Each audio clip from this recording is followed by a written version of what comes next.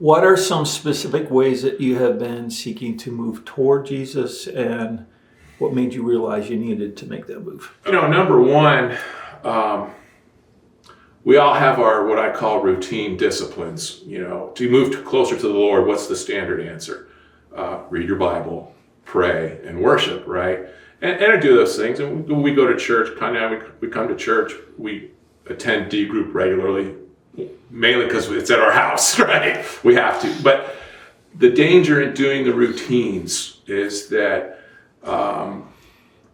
your heart can fade from participating because you're just going through the motions. It's rote memory, and so what I've been trying to do.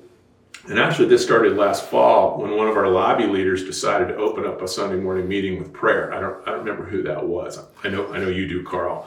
And afterwards, Carl and I were talking, and it's like, that was really good because normally we end with a prayer, but I think it might have been Tanisha. But anyway, it doesn't matter.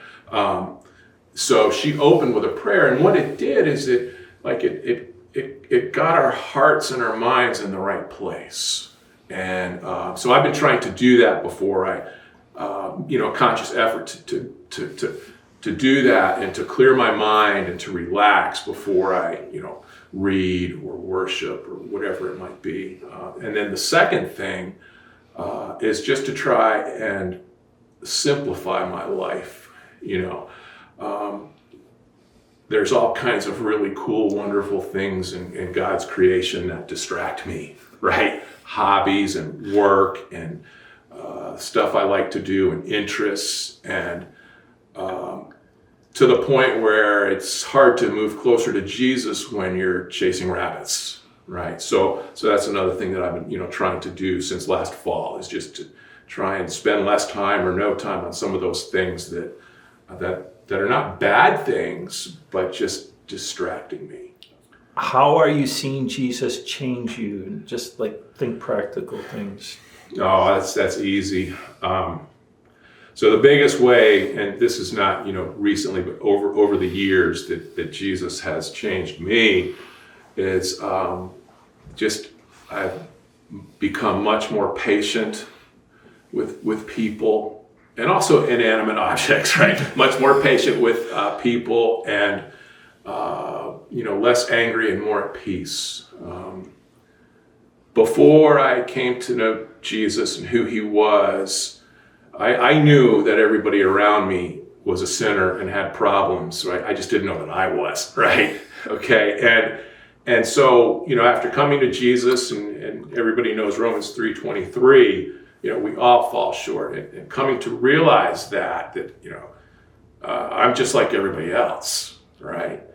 Well, that allows grace to come into my heart because I'm just as screwed up as they are, right? And so the longer and more I walk with the Lord, the more amazing grace becomes to me. It truly is, and grace is what wins, and grace is what's attractive, right? My anger, my knowledge, my arrogance, none of those things bring people to Jesus. It's grace that brings people to Jesus.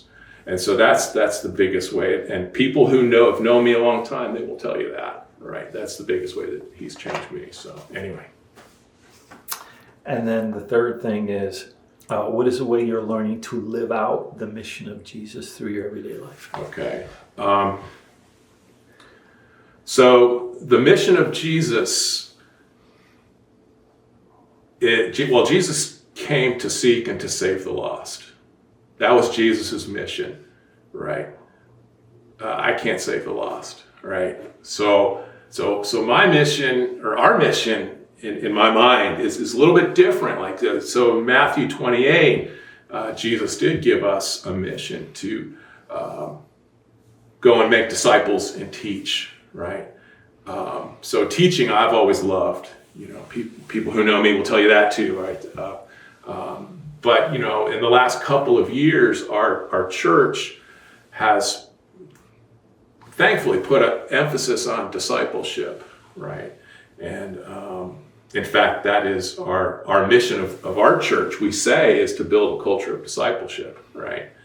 And so as being part of that and teaching the wheel, here we're going to talk about the wheel, right? And teaching the wheel and discussing it, in our D group and other settings is basically made me a lot more conscious about that. And also, what's the word? I'm missing the word. Caused me to be more intentional about